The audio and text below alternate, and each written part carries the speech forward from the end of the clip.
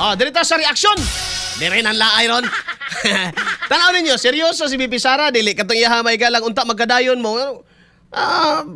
Pero kani mga higala, babi ka seryoso ni Malacanang ni. Oh, aminaw na to ang tubag may higala ni Auntie Claire niya. Auntie Claire, imo na. XFM Katropa. Sige, be. So napanood po natin yan kung paano pa siya tumawa na may halong mali siya ang dating sa aking pananaw. So, ganito po bang leader tulad ni Bibi Sara ang dapat nating hangaan at dapat nating ilagay sa pedestal?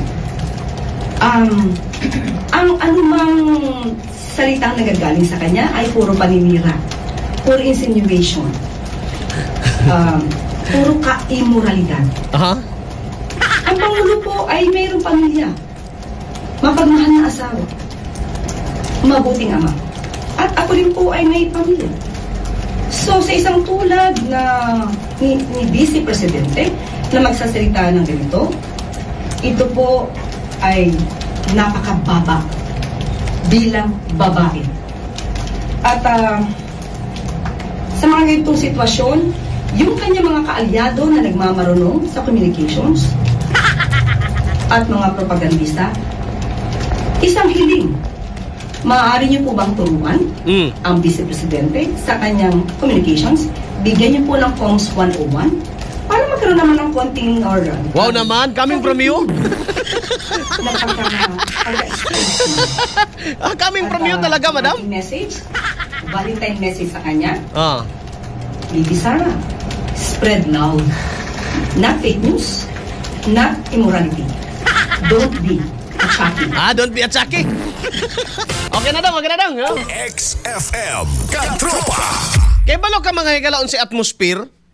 Paminaw na ko it is already an election or campaign period. O diba? Si tunada ni Claire, ang tubag ni Claire, si Claire nga.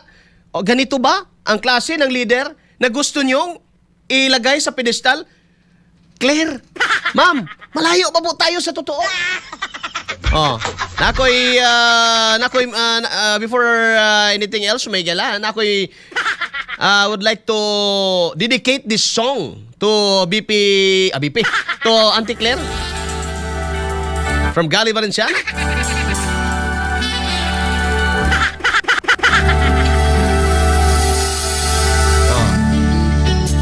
Pero sa tinood, nagikilig ba?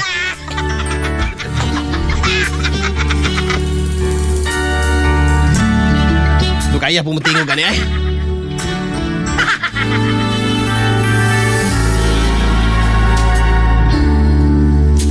Nandiyan ka na naman.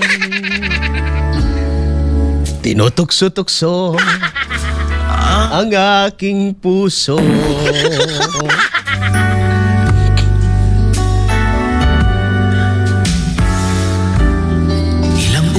Ilang ulit na lang. Iniwasan. Di na natuto.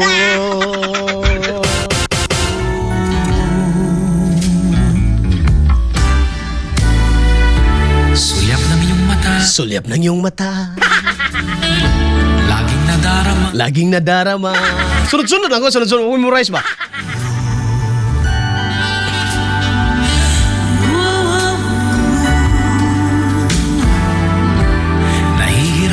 Nahihirapan lang.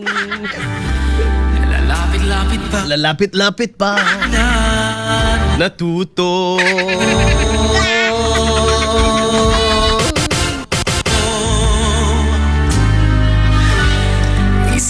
Isang ngiti mo lang at ako'y mapapaamo. Oh yeah, bebe!